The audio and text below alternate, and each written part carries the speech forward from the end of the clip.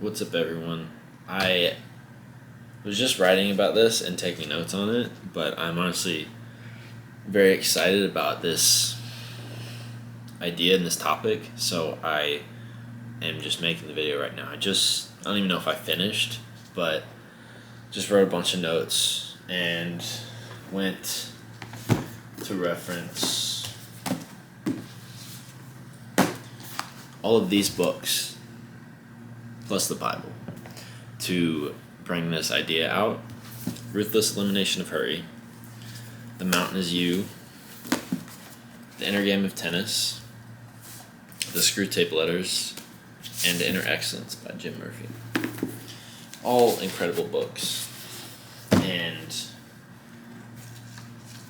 the Ruthless Elimination of Hurry is kind of the basis for this, and then as I dove into this, ideas from these other ones came up, so I went back to look at them and read back.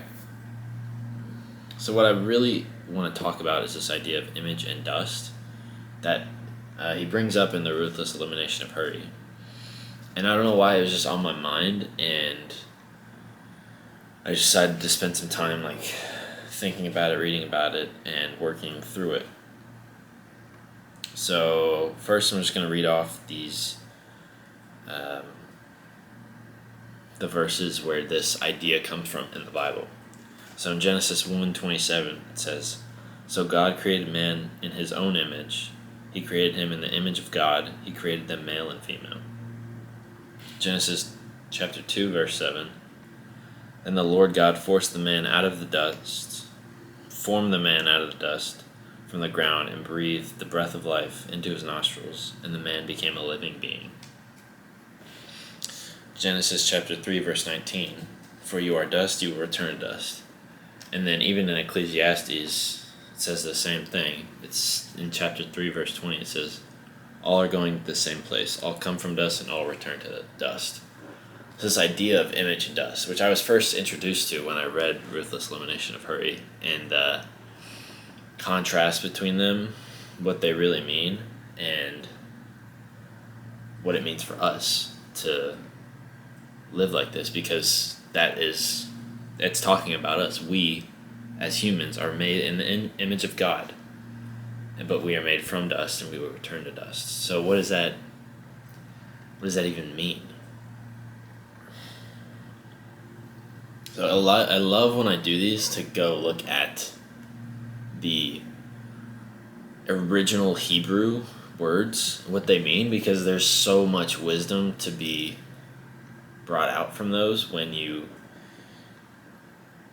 go look at them in context of how they're used in the Bible, or just what the literal translation of it is.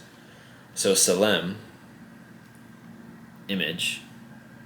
Salem, Elohim, the image of God, is the word used in the Bible. That's what the translation is. Salem is the image, likeness, and the representation. This word is used when kings way back when, I don't know, kings would place their Salem, their image, a statue of them, in their territories to kind of show that they were present, that they still ruled over this place, but they weren't there, but they wanted to show that they were still ruling, still present, and still had control over this territory. So that is what it's saying. The kings would place these in places they wanted to remain known, to remain, for their people to remain aware of them. So that is what God has done with us. God has placed us on earth as his image, as his Salem, to remind people, to remind us that he is there, even if we cannot see him. And then afar, dust, literally means like dust, dry earth, fine particles of soil, the literal ground that we stand and we walk on.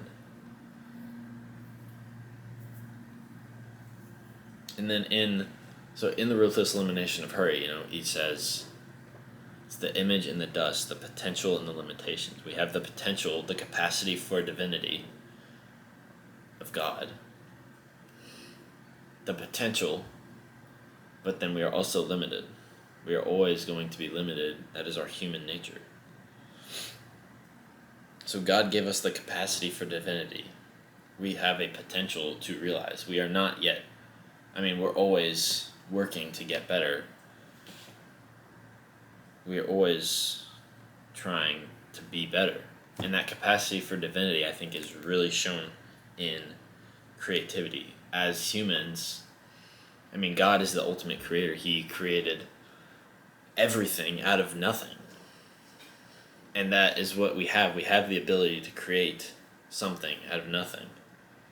This section from the Ruthless Elimination of Hurry says we're like God. We're created to image his behavior, to rule like he does, to gather up the raw materials of our planet and reshape them into a world for human beings to flourish and thrive. Now, that end part, gathering up the raw materials of our planet and reshaping them in a world for human beings to flourish and thrive, is one of my favorite definitions of creativity, because that's essentially what we do. That is life. All these people, these businesses, these athletes, everything of our world has been created from an idea, built from the ground up. That does not say that we have these ideas, that we are so important that we were able to think of this and make it reality, but we were given these ideas, we were blessed with them, these people in the past, and took action towards them and realized them. Our creativity is a gift from God. I think this is even from The Artist's Way. I don't have it. It's behind the camera. That's why I was gesturing over there. It's not my stack of books, but it's this idea from The Artist's Way that our creativity is a gift from God, and our use of our creativity is our gift back to God. It's a form of worship, so not utilizing that, kind of dimming that creativity, shrinking yourself. It does nothing for you, it does nothing for anyone else, and it does nothing for God. So we are called to use our creativity to make things, to create, because God is the ultimate creator. This is from Sip Drake. God is the ultimate creator. He created us. Creator, creation, creating. We create because God has given us that ability, and that is our gift back to him.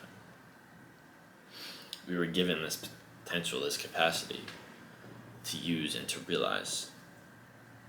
Now, we are also dust. We are also limited in our ability. We are limited in our ability in our lives. The essence of our humanity and our separation from God is our limitations. God is all-knowing. We can never know everything. We can't read every book. We can't know everything about the world. We are always going to be limited in our ability, no matter how much we try and learn. God is omnipresent. We can only be in one place at one time. We are limited by time. We can't change the past or determine the future. We can only be in one place at any given moment. God is infinite. We are born and then we die. We do not live forever in this life. There are limitations in who we are and what we are good at and what we desire, where we grow up, what stage of life we are in, etc. It could go on forever. We are limited in so many ways. But there's another line from the Ruthless Elimination of Hurry. I hate having to say that. It's so long a title. We find God's will for our lives in our limitations. That's from Peter Scazzaro, but I read it in the Ruthless Elimination of Hurry. Our limitations are infinite, but that is exactly where we find God's plan for us, God's will for us, because our limitations are what make us who we are. As Brianna Wiest said in The Mountain Is You, You are the blueprint for your future. Everything that you are, everything you have experienced, everything that you are good at, every circumstance you have found yourself in, everything that you are passionate about is not random. It is a reflection of who you are and a sign about what you are here to do. Everything that has happened to you has forged you, has changed you, has made you grow, adapt in some way to become who you are today. And down the line, you will have hardships, you will have things that you will go through that you will have to overcome. And in that overcoming, you become closer exactly to who God meant for you to be. These limitations make us who we are.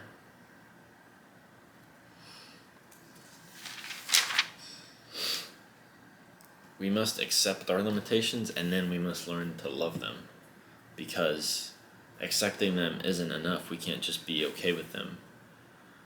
We must learn to love them, because again, this is exactly what God did to us, the position He put us in to make us who we're supposed to be.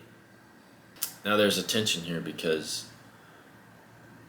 two seemingly separate, opposite things. We have this divine capacity made in God's image, but we're also so infinitely limited in everything that we can do. And it's not this problem to solve, but it's just kind of this thing to sit with, to sit in, to inhabit. I was listening to a podcast, I was listening to Modern Wisdom with Arthur Brooks, and he was talking a lot about this idea of the hemispheres of the brain, the left brain and the right brain, and the left brain is very analytical and logical and problem solving, and the right brain is more creative. And these right brain problems, creative problems, are like love and religion. These are right brain ideas and things that we think about, this existential, unanswerable questions of why are we here and things like that. It's a right brain problem which doesn't have a solution. It's just something to think about and sit with. It's let your mind turn on, let it think about it. If you're so obsessed with trying to just reach the answer, trying to reach the conclusion, the result, that's your left brain talking, and it's not always about that. Obviously a math problem has an answer. That's left brain. But we try and apply this left brain way of thinking to these right brain problems like love and religion. That's what he said dating apps were about, because they've tried to make this right brain problem and give it a left brain solution, and hasn't worked. So we don't solve it, we sit with it. We lean too far on the image side, we get prideful and our ego gets in the way, and we forget and avoid our limitations, which shape us into who we're meant to be. We lean too far into dust, into limitation, and we forget that that is where God's will for our lives lives. We play small and we don't think ourselves worthy of love, of God's love or anyone else, or of chasing our dreams, the dreams God put on our heart. We must both simultaneously hold these. We must chase our potential, but love and remember our limitations. And I think it's really interesting, because where else do we find this simultaneous idea of God's infinite power, but our own humanity, our earthly limitation? Well, that we find that in the present. in the Screwtape letters, C.S. Lewis says, humans live in time, but our enemy destines them to eternity. He, therefore, I believe, wants them to attend chiefly to two things: eternity itself, and to that point of time which they call the present. For the present is the point at which time touches eternity. The present is the point at which time touches eternity. Time is a chiefly human thing. God doesn't live in time. He doesn't experience time the way we do. Our time is very linear, and we have to live that way. We are stuck in this linear time, no matter what happens. 60 seconds is a minute. And it's always going to pass. We can't change it. We can't stop it. We can't move through it differently. But I think this is what is so interesting, is that humans were literally made to live in the present. I think these are the only two things that I've found that are both, I don't know, these are the only two things I've found that are both holding God's infinite power and this earthly limitation. Human beings in the present moment are the only two things God made with his divinity and with earthly limitation. The present moment is where we thrive, where we were meant to live, and where we can truly meet God. I think this is so incredible because we talk so much about the present moment, like, obviously can't change the past, can't do anything about the future except what we can, and anything we can do is in the present. We can't determine the outcome of the future.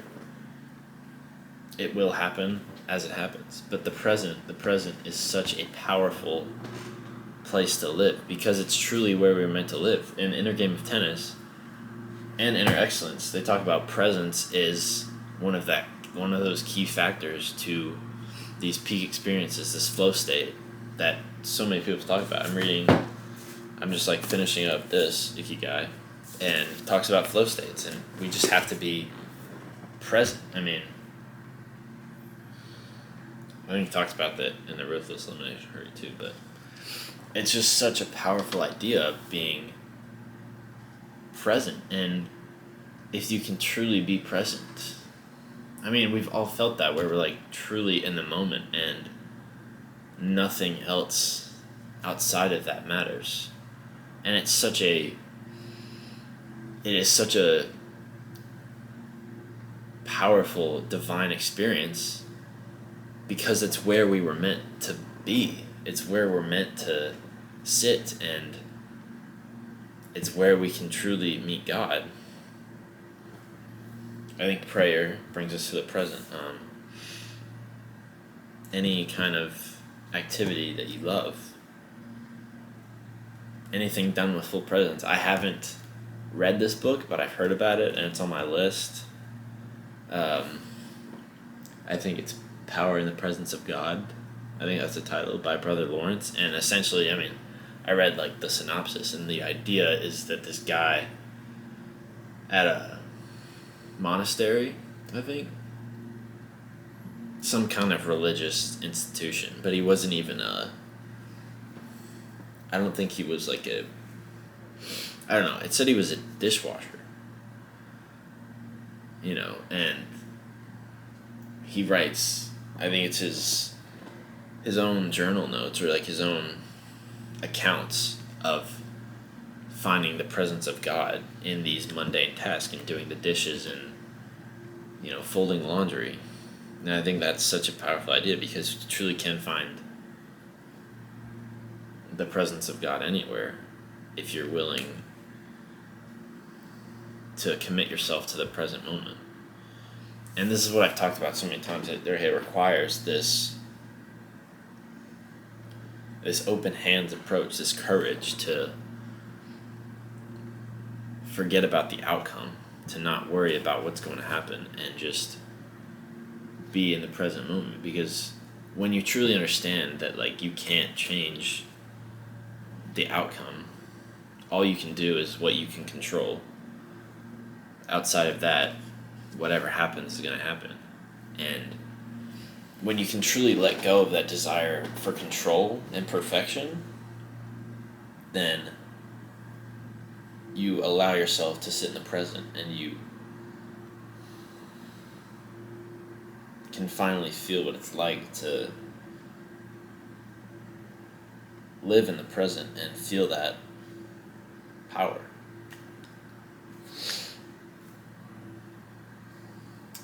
As I said, I just finished these notes, so maybe there's something else I'll add to this in the future, but that's all I have now because I